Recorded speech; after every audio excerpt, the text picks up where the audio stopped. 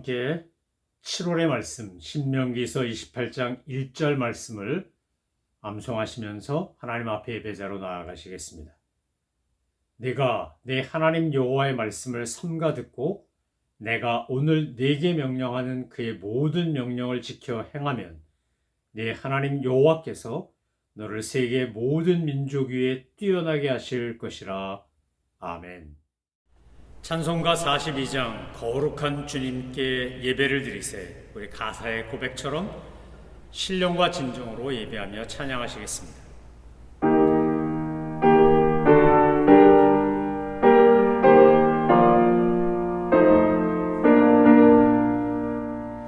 거룩한 주님께 예배를 드리세. 무릎을 꿇고서 영광 돌려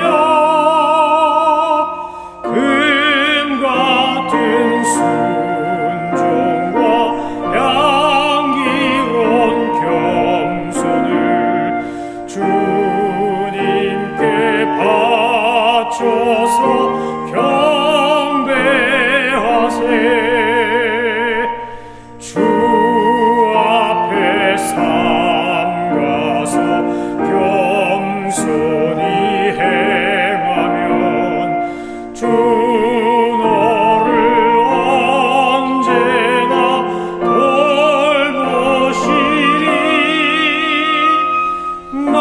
말씀엔 위로와 기도엔 응답을 내 갈 길 바르게 인도하리. 주 앞에 설 때에 두려워 말아라. 가난한 우리를 도우시리. 보배로운 진리와 온유한 사랑은 주님께 다 바칠 귀한 예물.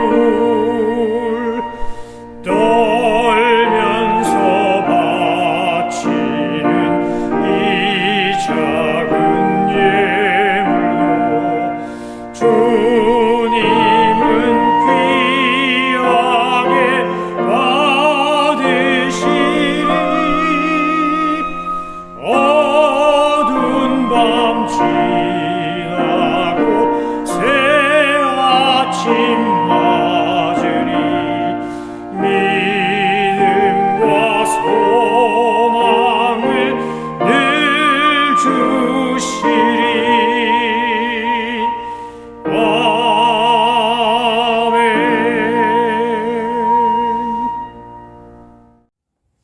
하나님께서 오늘 우리에게 주신 말씀은 에베소서 1장 4절입니다. 하나님의 말씀을 받들어 읽겠습니다. 곧 창세전에 그리스도 안에서 우리를 택하사 우리로 사랑 안에서 그 앞에 거룩하고 흠이 없게 하시려고. 아멘. 우린 에베소서 1장 1절부터 3절 말씀을 통해서 우리는 어떤 사람이고 하나님은 왜 우리를 하나님의 은혜 가운데 인도하시고 보호하시고 복과 능력을 주시는지를 살펴보았습니다. 하나님의 뜻으로 말미암아 사도 바울은 사도가 됐다고 말하고 우리는 하나님의 뜻으로 말미암아 하나님의 자녀가 된 것입니다. 그래서 신앙생활에 있어서 출발점, 시작이라고 하는 것은 바로 이 하나님의 뜻으로 말미암아 하나님의 자녀되고 백성된 그 은혜를 감사하는 것으로부터 시작해야 합니다.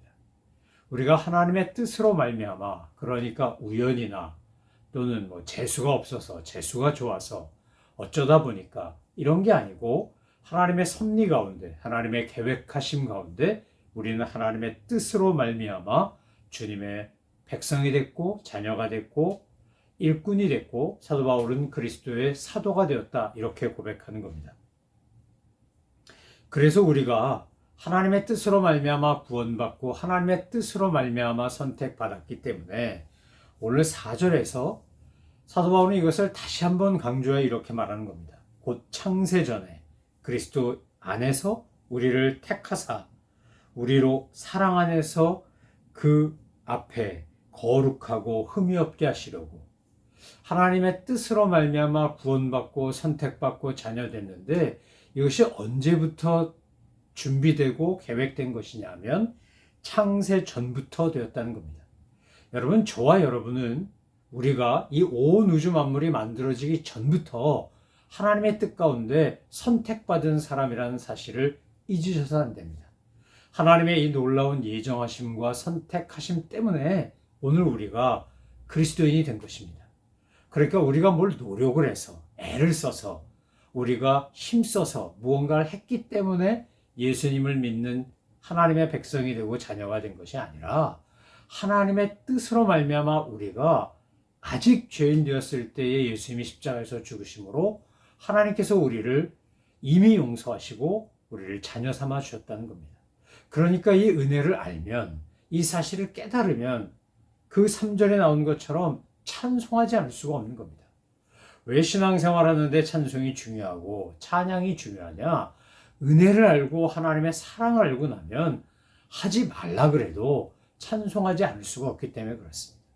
내가 사망의 음침한 골짜기를 지날 때도 주님 나를 보시고 아시고 안위하시고 동행하시고 내가 푸른 초장 쉴 만한 물가 있을 때도 하나님의 은혜 때문에 이것이 가능한 것이고 나를 지으시고 나를 부르시고 나를 택하시고 나를 보내시고 나를 도와주시고 동행하시고 인도하시는 분이 바로 성삼일체 하나님, 성부 하나님께서 모든 계획 속에서 나를 창세전부터 아시고 선택하셨다는 이 사실이 얼마나 우리에게 감사하고 감격스러운 일인지 이것은 이루 말할 수가 없는 겁니다. 그래서 우리에게 2절에 사도 바울이 뭐라 그럽니까? 에베소 교회 교인들에게 뿐만 아니라 우리에게 그리스도로부터 하나님 아버지와 그리스도로부터 은혜와 평강이 너에게 있을지어다 이렇게 복을 빈 겁니다. 이렇게 인사한 겁니다. 우리가 은혜로 시작해서 평강에 이른다고 말씀드렸습니다. 이 은혜로 시작하여 평강에 이르는 신앙의 여정, 그 속에는 뭐가 있는 거냐? 하나님께서 오늘 우리에게 하늘에 속한 신령한 복을, 모든 복을 더해 주시고 함께 해 주신다는 이 고백, 이 서술은 정말 얼마나 복되고 아름다운 것인지요. 여러분, 우리가 이 세상을 살아가면서 이 땅에 필요한 것들도 주님이 공급해 주십니다. 만나와 메추라기를 먹이신 것처럼 반석에서 물이 솟은 것처럼 주님께서 우리에게 그렇게 공급하십니다. 그러나 정말 우리가 이 땅에 살면서 누려야 될 것은 하늘의 신령한 복 아닙니까? 하늘의 모든 신령한 복이 없으면 우리 이 땅에서 세상적인 것이 아무리 풍족하고 많아도 그것은 우리에게 진정한 행복과 만족을 가져다 주지 못합니다. 하나님께서 만드셨던 최초의 에덴 동산에는 부족한 것이 없었습니다. 그런데 거기서 죄를 짓고 인간이 원죄를 짓고 타락하고 난 다음에 사탄의 공격에서 무기력하게 패배하고 난 다음에 인간 안에 무슨 마음이 생긴 겁니까? 하나님을 대적하고 죄를 사랑하고 진리를 거부하고 사랑을 거부하고 사랑하기보다 미워하고 용서하기보다 복수하고 품어주고 용납하기보다 거부하고 배척하고 거절하는 것이 우리 안에 들어온 겁니다. 이 원죄의 영향으로 말미암아 인간 사회가 그리고 우리가 살아가는 삶이 정말 어렵고 지저분하고 더럽고 취해진 것입니다. 그래서 하나님이 우리를 창세전부터 아시고 택하셔서 우리를 택하신 목적과 이유가 있다고 오늘 에베소서에서 사도 바울이 고백하는 겁니다. 그 목적이 뭡니까? 오늘 4절에 나온 내용이 바로 그겁니다. 곧 창세전에 그리스도 안에서 우리를 택하사 우리로 사랑 안에서 그 앞에 거룩하고 흠이 없게 하시려고. 하나님이 우리를 택하신 이유가 뭐냐? 우리를 창세전부터 아시고 택하신 이유는 우리가 그리스도 안에서 거룩하고 흠이 없는 존재가 되게 하라는 겁니다. 사랑 안에서 거룩하고 흠이 없는 존재가 되게 하는 것. 요한복음 17장은 사도 바울이 그 요한복음 17장에 나오는 예수님의 대제사장의 기도를 마치 옆에서 들은 것처럼 오늘 4절에서 표현하고 있는데 예수님께서 대제사장 기도를 드리면서 뭐라 그런 겁니까? 하나님께 모든 것이 속해 있었습니다. 사람도 하나님의 것이었습니다. 근데 그들을 주님께 주신 겁니다. 내가 저희를 왜 빈다고 말합니다. 주님께서 아버지께서 내게 맡기신 이들을 위하여 내가 기도한다 이렇게 말씀하시는 겁니다. 여러분 창세전부터 우리를 아시고 택하신 하나님이 우리를 거룩하고 흠이 없게 하는데 누구를 통해서 하냐? 누구 안에서 하냐? 바로 예수 그리스도 안에서 합니다. 하나님과 사람 사이의 중보자가 그분 한 분이기 때문에 그렇습니다. 그분만이 예수님만이 우리를 하나님의 선택하신 이 택하신 놀라운 구원의 은혜 가운데 우리로 하여금 거룩하고 흠이 없게 만드신 분이기 때문에 그렇습니다. 왜 그런 겁니까? 예수님이야말로 하나님의 사랑이 뭔지를 가장 잘 보여주신 분이기 때문에 그렇습니다. 사랑 안에서 거룩하고 흠이 없게 하시려고 라고 하는 말이 그 말입니다. 여러분 세상에 정말 많은 종류의 사랑이 있습니다. 형제 사랑도 있고 부모가 자식 사랑하는 것도 있고 연인끼리의 사랑도 있습니다. 근데 그 어떤 사랑도 하나님이 우리에게 보여준 아가페 사랑을 능가할 수가 없습니다. 그 아가페 사랑은 뭡니까? 그것이 바로 예수님의 십자가 사건 아닙니까? 나의 모든 것을 다 주어 물과 피를 다 쏟아붓고 내 존재를 주어서 그래서 바로 우리를 구원하기 위한 속죄제물이 되시고 화목제물이 되신 것이 바로 예수님의 십자가입니다. 십자가의 보혈의 공로와 그 능력이 아니면 십자가의 그 사랑이 아니면 우리는 결코 하나님과의 관계를 회복할 수 없기 때문에 그렇습니다. 그래서 오늘 사도 바울이 4절에서 이렇게 강조하는 겁니다. 아니 계속 강조합니다. 그리스도 안에서란 말이 이 에베소서에서 얼마나 많이 나오는지 모릅니다. 왜냐하면 그것이 중요하기 때문입니다. 여러분 우리가 신앙생활을 하는데 정말 하나님과 나와의 관계, 에덴 동산에서 아담과 하와가 범죄한 이후에 깨어졌던 관계가 회복되고 하나님을 하늘 아빠라고 부르고 아버지라 부르고 주님께서 나를 사랑하는 누구야 라고 부르시고 관계를 맺을 수 있는 것은 바로 예수님의 십자가가 아니면 안 되는 겁니다.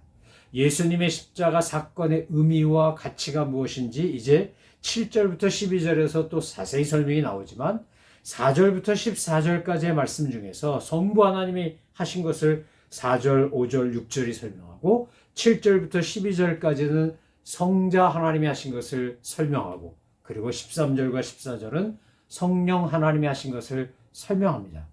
사도 바울이 편지를 보내면서 에베소 교회 성도들에게 편지를 보내면서 순서대로 성부 하나님, 성자 하나님, 성령 하나님의 하신 일들을 이렇게 종합적으로 설명하는 이유는 우리의 신앙의 시작이 하나님으로부터 시작하여 성령님으로 완성되기 때문에 그렇습니다. 성령님이 아니고는 우리가 성부 하나님을 아바 아버지, 하늘 아빠라고 부를 수도 없고 예수님을 구세주라고 부를 수도 고백할 수도 없습니다. 내 안에서 이 진리의 말씀을 깨닫게 하시고 알게 하시고 느끼게 하시고 고백하게 하시고 정말 나를 움직여서 거룩한 하나님의 사람이 되게 하시는 그 분이 바로 성령님이기 때문에 그렇습니다. 성령님의 인치심을 받고 성령님의 충만함을 받고 성령님의 역사하심을 통해서 우리가 하나님이 창세전부터 나를 선택하셨고 나를 사랑하셨고 나를 아시고 구원하셨구나 라고 하는 것을 깨닫기 때문에 그렇습니다. 예수님이 나 때문에 십자가 달려 돌아가셨구나. 저 예수님의 십자가 사건을 믿으면 저것이 나에게 은혜와 신령한 복으로 와서 나로 하여금 거룩하고 순결한 흠이 없고 트집 잡을 것이 없는 하나님의 사람으로 살게 하는구나 라고 하는 것을 깨닫게 한다는 것입니다. 여러분 오늘 본문 말씀 에베소서 1장 4절이 우리에게 너무나 중요한 이유는 바로 우리를 선택하신 하나님의 목적, 우리를 택하신 주님의 이유가 무엇인지를 분명하게 밝혀주기 때문에 그렇습니다. 하나님은 우리가 그리스도 안에서 사랑 안에서 거룩하고 흠이 없는 존재가 되게 하는 것이 주님이 우리를 택한 목적입니다. 여러분 거룩이라고 하는 것은 하나님이 거룩하시기 때문에 우리도 거룩해야 하는 겁니다. 왜? 우리는 하나님의 형상대로 지음받은 피조물이기 때문입니다. 인간의 본성, 인간의 타락하기 이전의 형상의 대표적인 특징이 무엇입니까? 그것은 거룩입니다. 어두움이 없습니다. 거짓됨이 없습니다. 죄가 없습니다. 음흉하고 간악하고 사악하고 이런 거 하나도 없습니다. 거기에는 오직 빛만 있습니다. 사랑만 있습니다. 거기엔 능력, 순결과 거룩의 능력만 있습니다. 원래 우린 그런 존재로 창조된 겁니다. 그래서 그리스도 예수의 십자가 보혈의 공로로 말미암아 우리가 원죄, 자범죄 다 하나님의 능력으로, 십자가의 능력으로, 그리스도의 사랑으로 다 씻기고 깨끗해지고 거듭나서 그 다음에 뭘 추구하고 사는 겁니까? 뭘 따라가는 겁니까? 내 안에서 역사하시는 성령님의 역사하심을 따라 거룩과 순결을 추구하고 갑니다. 세상 사람들이 트집 잡고 흠 잡고 마귀가 나를 공격할 수 있는 이 흠 없는, 티 없는 존재로 되어져 가는 겁니다. 하나님의 놀라운 계획과 섭리, 나를 선택하시고 구원하신 주님의 목적은 나를 결국 거룩하고 흠이 없는 존재로 만드는 겁니다. 세상에서의 성공, 출세, 부자 되는 것, 나름대로 영향력 갖는 것 다 좋습니다. 필요합니다. 있으면 좋은 겁니다. 그렇지만 설사 그거 없어도 괜찮습니다. 왜요? 하나님이 나를 택하신 이유는 내가 세상에서 유명인사 되게 하고 큰 부자 되게 하고 높은 지위에 올라가게 하려고 하는 게 아니기 때문입니다. 그건 다 그냥 부수적으로 따라오는 보너스입니다. 하나님의 일을 하기 위하여 필요하면 물질도 주시고 은사도 주시고 그 직분도 주시고 권력도 주시고 하는 거지, 그것이 일차적인 목적, 본래적인 목적이 아닙니다. 하나님이 우리를 선택하신 이유, 나를 부르시고 그리스도 안에서 우리를 택하신 이유는 우리가 거룩하고 흠이 없게 하시라는 것입니다. 사랑 안에서 하는 겁니다. 거룩하고 흠이 없는 존재는 미워하거나 복수하거나 저주하거나 비판하거나 비난하거나 하지 않습니다. 주님이 우리를 긍휼히 보시고 자비와 긍휼을 베푸시는 것처럼 그 모습 그대로 내가 반사경이 돼서 하나님의 마음과 사랑으로 긍휼과 자비를 베풀고 이해하고 용납하고 품어주고 격려하고 축복합니다. 여러분, 거룩하다고 하는 것을 가장 잘 보여준 사건이 뭐냐, 거룩의 의미가 뭐냐를 보여준 게 율법학자가 예수님께 가서 질문합니다. 이 율법이, 이 가장 크고 위대한 율법이 뭡니까? 그때 주님이 뭐라고 대답하셨습니까? 하나님 사랑하고 이웃 사랑하는 것이 모든 율법과 선지자의 강령이니라. 그래서 거룩함을 추구한 사람은 율법을 사랑합니다. 왜요? 율법은 결국 뭘 말합니까? 하나님 사랑하고 이웃 사랑하라고 합니다. 하나님의 사랑으로 충만한 사람은 그 하나님의 사랑이 흘러넘쳐서, 바꿔 말하면 거룩의 능력이 흘러넘쳐서 하나님 찬양하고 경배하고 예배하고 사랑하고 이웃들 사랑하고 격려하고 축복하고 포용하고 용납하고 이러면서 하나님께서 우리에게 원한 거룩과 흠이 없는 존재로 살아갑니다. 이것이 우리가 선택받은 이유입니다. 이것이 우리가 하늘의 모든 신령한 복을 받는 이유입니다. 이것이 우리가 은혜와 평강으로 살아가는 목적입니다. 이것이 우리가 그리스도 예수 안에서 신실한 성도가 된 이유입니다.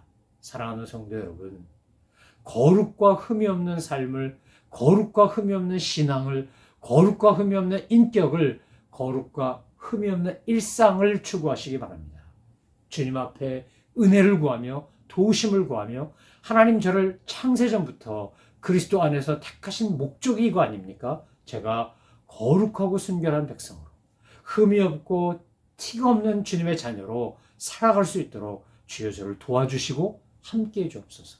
주님께서 우리에게 그런 은혜를 날마다 주시기를 얼마나 갈망하고 기대하고 준비하고 계신지 모릅니다. 하나님은 오늘 3절에 나오는 것처럼 그리스도와 아버지로부터 그리스도 안에서 하늘에 속한 신령한 복을 우리에게 넘치도록 채워주기를 원하는 것이 하나님이시기 때문에 그렇습니다.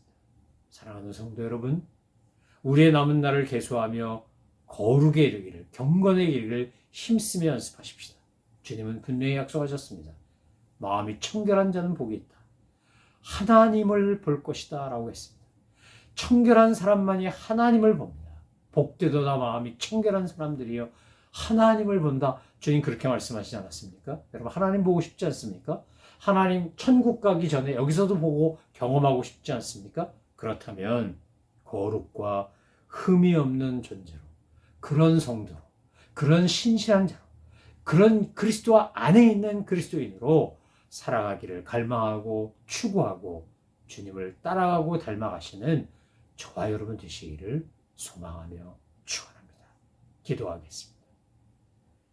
하나님 아버지, 창세전부터 우리를 그리스도 안에서 택하사 주님 안에 있음으로 말미암아 사랑 안에서 거룩하고 흠이 없는 존재가 되게 하시니 감사합니다. 그것을 위하여 우리를 택하셨사오니 택하신 목적대로 부르신 이유대로 그렇게 거룩의 능력을 나타내며 살아가는 저희들 다 되게 하여 주옵소서. 감사드리며 예수님의 이름으로 기도 올려옵나이다. 아멘. 하늘에 계신 우리 아버지, 아버지의 이름을 거룩하게 하시며 아버지의 나라가 오게 하시며 아버지의 뜻이 하늘에서와 같이 땅에서도 이루어지게 하소서.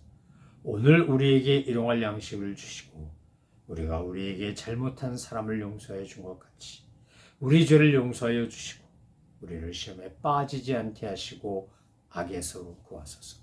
나라와 권능과 영광이 영원히 아버지의 것입니다. 아멘.